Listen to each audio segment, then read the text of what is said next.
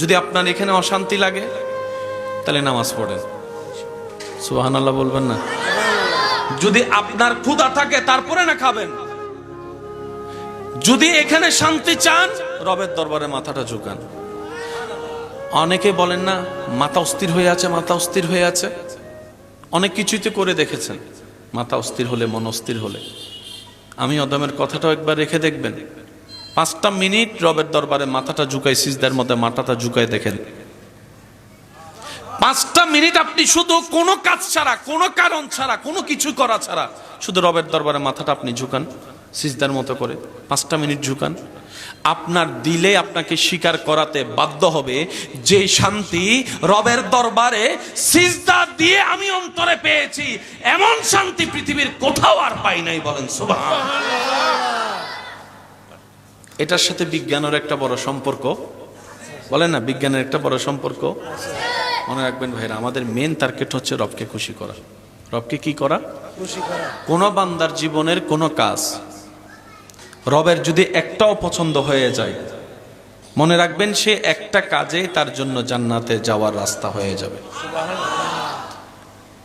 হযরত বাইজিদ বুস্তামি রাহমাতুল্লাহ আলাইহির নাম আমরা কম বেশি সবাই শুনছি, বলি না? সবাই শুনছি না? ওনার জীবনে 1000টা কাজের মধ্যে ওনার নাম আসলেই একটা কাজের কথা বারবার বেশি আসে। সেটা কি? বলে না কি? মাকে কি করেছেন? পানিটা নিয়ে দাঁড়িয়েছিলেন,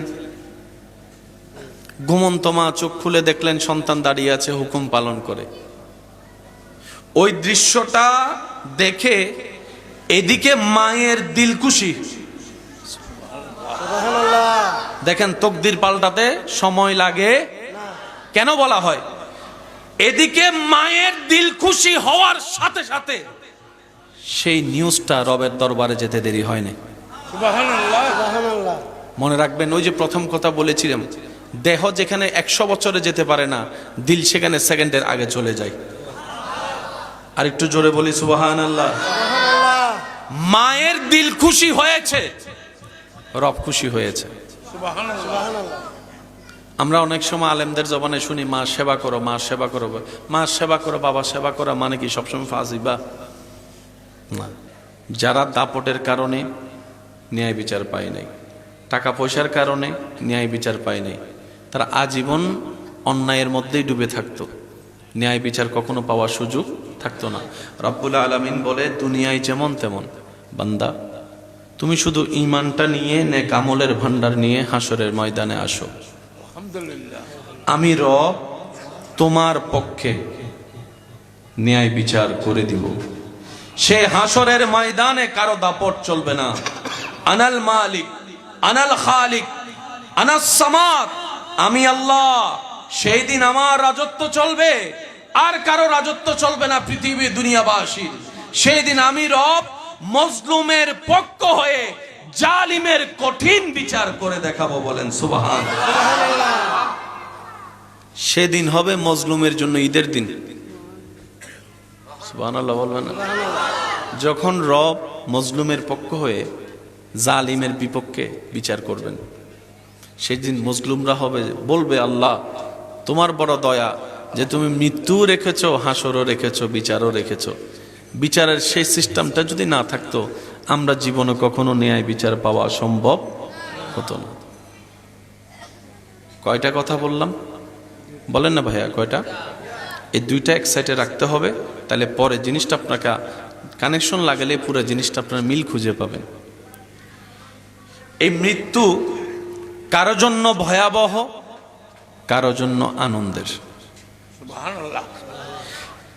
কেউ মৃত্যু থেকে পালাতে চায়, কেউ মৃত্যু আসার অপেক্ষা করে। সুবহানাল্লাহ। আরো জোরে। সাহাবায়ে কেরাম বদরের যুদ্ধের তেমন সামগ্রী ছিল না, মৃত্যুবরণ 99% নিশ্চিত। জানার পরও আল্লাহর ভয়ে, নবীর প্রেমে বদর অভিমুখে রওনা হয়েছেন। পরিবারকে পিছনে ফেলে, স্ত্রী পুত্র সন্তানকে পিছনে ফেলে, ব্যবসা চাকরিকে পিছনে ফেলে, দুনিয়াকে পিছনে ফেলে সামনে অভিমুখে রওনা। একটা তলোয়ারের বিপক্ষে 10টা তলোয়ার বিপরীত দলে। সাহাবায়ে কেরাম মারা যাবেন, শহীদ হবেন জেনেও সামনে অগ্রসর হচ্ছিলেন। সুবহানাল্লাহ।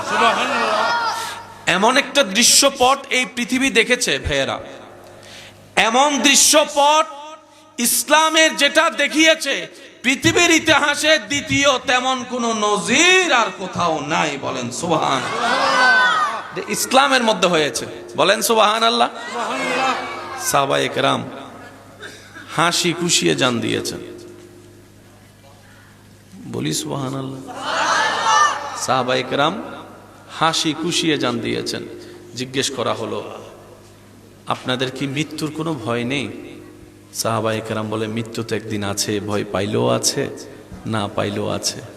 যদি মৃত্যুটা হয়, যেমন আমরা যদি আমাদের ভাষায় বলি, মৃত্যু তো যে কোনো সময় হতে পারে, যে কোনো পরিবেশে।